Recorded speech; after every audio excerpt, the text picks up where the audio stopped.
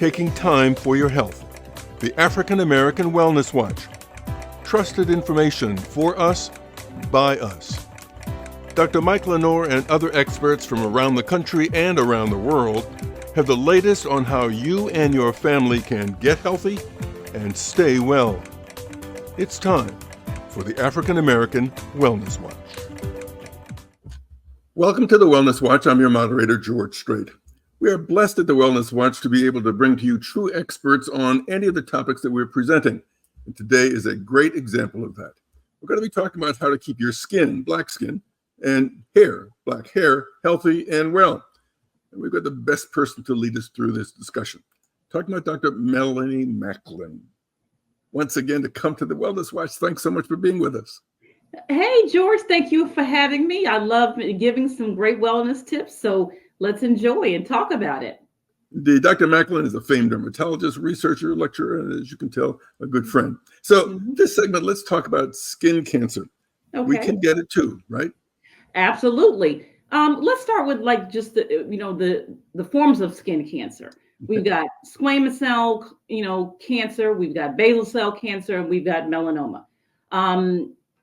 Starting with most simple that affects us mostly is the melanoma. And this is why it's prevalent in our community that no matter, the myth of saying not wearing sunscreen, that's out of the question. We have to wear sunscreen because when we do, if we don't, and we do get skin cancer, it's going to be, it's likely in the melanoma category, which can be very aggressive. And so this is why it's very important, George, that our audience knows that we need to wear our sunscreen of at least 30 SPF on a daily basis. But melanoma is definitely very serious. It's the one that we get. And it tends to happen on what we call like the acral areas of the body. And what we mean by that is the nose, the nose, the ears, the scalp, the palms, the soles. We call those acral, ACRAL. And when talking about your moles and melanoma, there are other letters to be concerned with, namely A, B, C, D, and E. So A stands for asymmetry, when one side of the mole looks different than the other. B is the border. So if the border is fuzzy or it has a little pod sticking off the side of it, that's a sign that it should be checked. C is color. So if the color is changing, getting darker, or any color change, that's a sign. D is for diameter. So we always say anything that's larger than the end of a pencil eraser. And E is for evolution. So any change that you're seeing in the mole, if it looks different than it did before, then that's a sign that you should get it checked. Let's not discount the mole, George. Let's look at it. Let's take pictures. Let's get them evaluated because it can be very serious. And, there's lots of different treatments for the melanoma. There's the basic excision in the early stages, but it may be more extensive where it may need to be some medications, some chemotherapeutic medications involved. Then they may need to undergo the Mohs surgery, which is where, an area is taken out and it's looked at underneath the microscope to see if there's any sort of melanoma skin cells there. And we keep going deeper and deeper and deeper until we get it all. It's more clear-cut, specific way to be able to make sure that we're getting all of those cancerous melanoma cells out of there. So the other two skin cancers that you were going to talk about that I so rudely interrupted you. No. But let's talk about basal cell and squamous. So it's so critical, especially in our community. So we definitely needed to cover that topic quite broadly. So let's talk about basal cell and then squamous maybe. Yes, there's basal cell basal cell cancer that looks like a little papule, maybe reddish in color or even skin color. And that typically can happen on the head and neck area. So any sort of, papule that may be tender or in a sun exposed area and you're not sure why it's getting larger, you definitely want to go get that assessed and get it biopsied, have a good your dermatologist to look at your entire body to see if any of those other sort of atypical papules, but they're going to tend to look more skin color. So someone still may say, oh, this is just a little bump that I've had on my skin for a long time. But as they get more sun exposure, they're saying that it may be getting larger. I've had two, one here and one here. And it's also can because I occur on the lip too. Just like yeah, melanoma can occur on the lip because we still mhm, have pigment cells in our lip from melanoma, but also basal cell can occur commonly around the vermilion border of the lip. mhm. Hmm. I mean, the reason I got it is because I didn't listen to my wife and didn't put on sunscreen. Oh, Uh, and you were talking about Mohs surgery. I mean, that really is. I mean, this is MOH, but I had it twice, so maybe it's Mo. Mohs. So it's with an I had F. Momo. I had Momo, right? But it wasn't a big deal. They sort of dug into the side of my face, and it was okay. But it really does work. And I guess you Yeah. do the same kind of thing for squamous, right?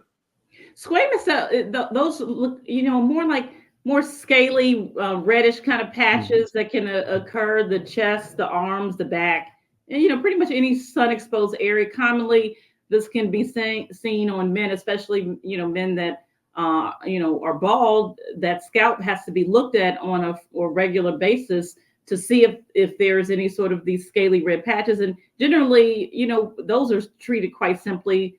We use something as simple called liquid nitrogen, which has what like freezing them off, if you will. Basal cells can be treated that way as well. But more importantly, you want to make sure that you get the proper evaluation and Mhm. diagnosis, and don't try to go to your local drugstore and treat these things on your own.